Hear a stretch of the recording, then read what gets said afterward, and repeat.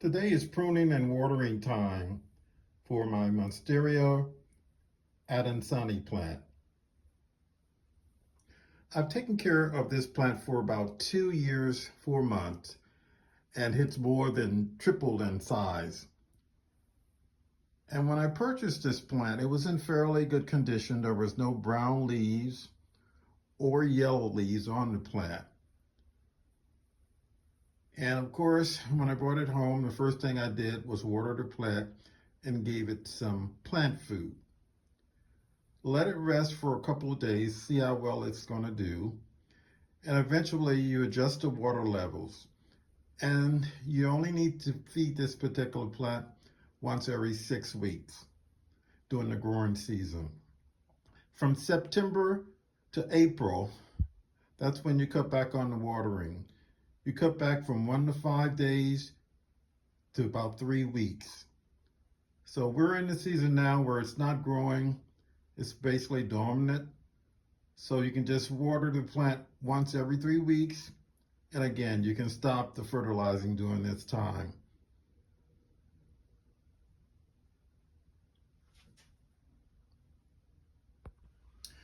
I finished pruning the leaves on this plant, and of course, I gave it a good cleaning.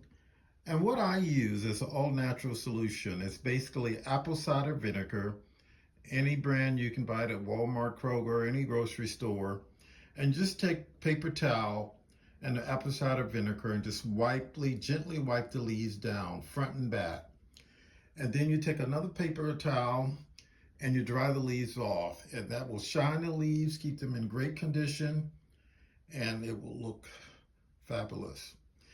Now, one of the distinguishing features of this plant, which is commonly called the Swiss cheese plant, is these little perforated holes on the leaves.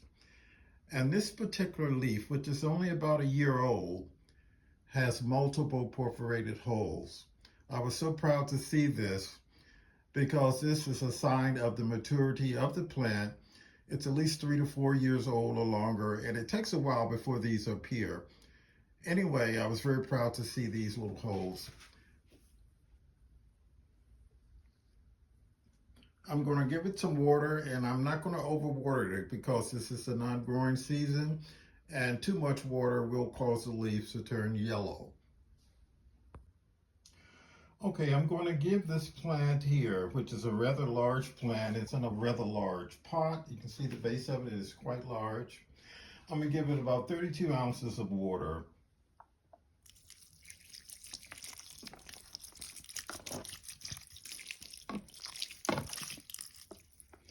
Again, this plant has not been watered in about 3 weeks. So you're going to let the soil get completely dry or moderately dry, and then you water it and let it dry out again. You don't need to water it but once every 3 weeks during the non-growing season.